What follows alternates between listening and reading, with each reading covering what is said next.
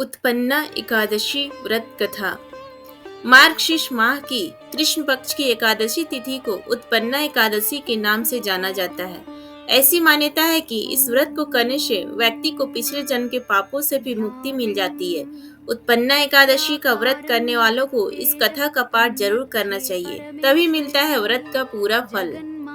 युधिष्ठिर ने पूछा, भगवान, पुण्यमय एकादशी तिथि कैसे उत्पन्न हुई? इस संसार में क्यों पवित्र मानी गई तथा देवताओं को कैसे प्रिय हुई?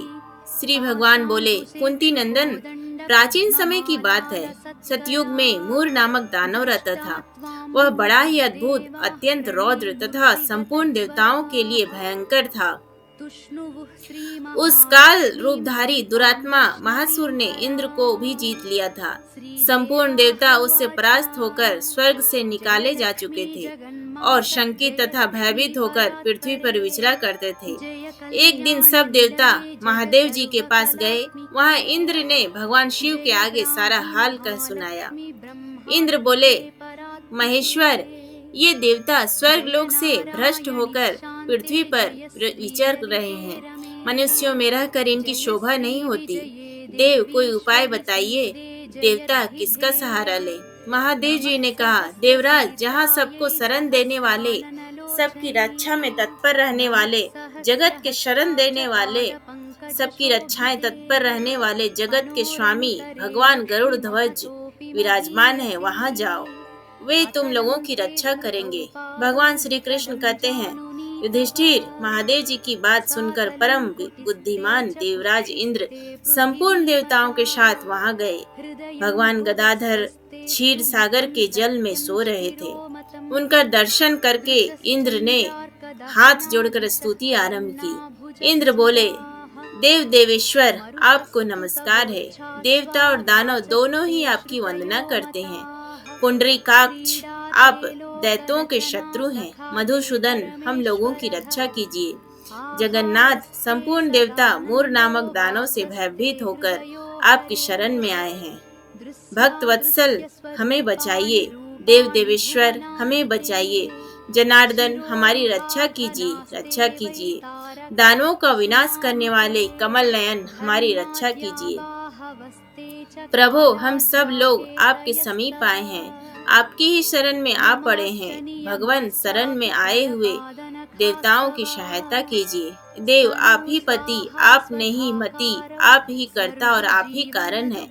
आप ही सब लोगों की माता और आप ही इस जगत के पिता हैं। भगवान देव देवेश्वर, शरणागत वत्सल देवता भयभीत होकर आपकी शरण में आए हैं। प्रभु, अत्यंत उग्र स्वभाव वाले महाबली मूर नामक दैत्य ने संपूर्ण दूर देवताओं को जीतकर इन्हें स्वर्ग से निकाल दिया है। इंद्र की बात सुनकर भगवान विष्णु बोले, देवराज, वह दानव कैसा है? उसका रूप और बल कैसा है तथा उस दुष्ट के रहने का स्थान कहाँ है? इंद्र बोले, देवेश्वर, पूर्व काल में ब्रह्मा जी के वंश में तालजंग नामक एक महान असुर उत्पन्न हुआ था, जो अत्यंत भयंकर था। उसका पुत्र मूर दानव के नाम से विख्यात हुआ। वह भी अत्यंत उत्कट, महापराक्रमी और देवताओं के लिए भयंकर था। चंद्रवती नाम से प्रसिद्ध एक नगरी है, उसी में स्थान बनाकर वह निवास करता है। उस दैत्य ने समस्त देवताओं को परास्त करके स्वर्ग लोक से बाहर कर दिया है। उसने एक दूसरे की इंद्र को स्वर्ग के सिंहासन पर बैठाया है। अग्नि, चंद्रमा, सूर्य, वायु तथा वरुण भी उसने दूसरे ही बनाए हैं। जनार्दन, मैं सभी बात बता रहा हूँ। उसने सब कोई दूसरे ही कर लिए हैं। देवताओं को तो उसने प्रत्येक स्थान से वंचित कर दिया है। इंद्र का कथन सुनकर भगवान जनार्दन को बड़ा क्रोध हुआ। वे देवताओं को साथ लेकर चंद्रावतीपुर में गए। देवतानी देखा, दैत्यराज बारंबार गर्जना कर रहा है। उससे परास्त होकर संपूर्ण देवता दसों दिशाओं में भाग गए। अब वह दानव भगवान विष्णु को देखकर बोला, खड़ा रह, खड़ा रह। उसकी ललकार सुनकर भगवान के नेत्र से लाल हो गए। वे बोले, अरे दुराचारी दानव, मेरी इन भुजाओं को देख। यह कहकर श्री विष्णु ने अपने दिव्य बाणों से सामने आए हुए दुष्ट दानों को मारना आरंभ किया। दानव भय से विष्टिल हो गए। पांडु नंदन तत्पश्चात श्री विष्णु ने दैत्य सेना पर चक्र का प्रहार किया। उससे छिन्न भिन्न होकर सैकड़ों योद्धा मौत के मुख में चले गए। इसके बाद भगवान मधुसूदन बद्रिका आश्रम को चले गए।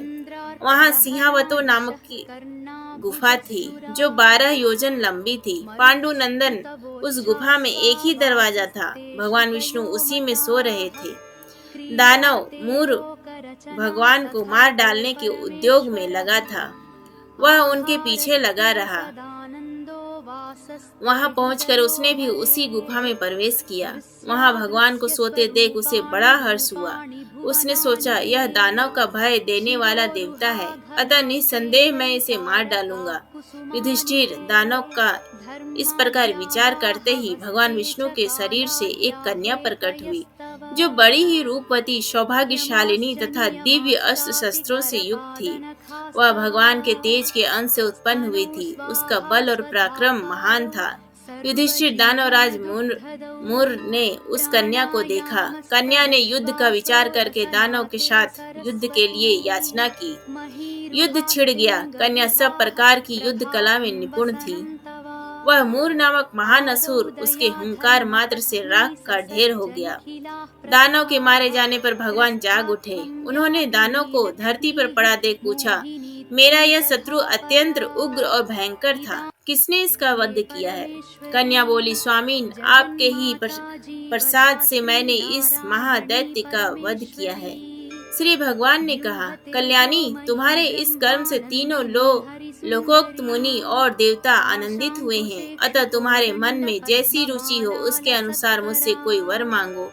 देव दुर्लभ होने पर भी वह वर मैं तुम्हें दूंगा, इसमें तनिक भी संदेह नहीं है। वह कन्या साक्षात एकादशी ही थी। उसने कहा, प्रभो, यदि आप प्रसन्न हैं तो मैं आपकी कृपा से सब तीनों तीर्थों में प्रधान समस्त विप्रों का नाश करने वाली तथा सब प्रकार की सिद्धि देने वाली देवी हूँ। जनार्दन, जो लोग आप में भक्ति रखते हुए मेरे दिनों को उपवास करेंगे उन्हें सब प्रकार की सिद्धि प्राप्त हो। माधव, जो लोग उपवास नक्त अथवा एक मुक्त करके मेरे व्रत का पालन फिर करें उन्हें आप धन धर्म मोक्ष प्रदान कीजिए। श्री विष्णु बोले, कल्याणी, तुम जो कहती हो वह सब संपूर्ण होगा। भगवान श्री कृष्ण कहते हैं, युधिष्ठिर, ऐसा वर पाकर महाव्रता एकादशी बहुत प्रसन्न हुई। दोनों पक्षों की एकादशी समान रूप से कल्याण करने वाली है। इसमें शुक्ल और कृष्ण का भेद नहीं करना चाहिए। यदि उदय काल में थोड़ी सी एकादशी, मध्य में पूरी द्वादशी और अंत में किंचित त्रयोदशी हो तो वह त्रिस्पृशक एकादशी कहलाती है।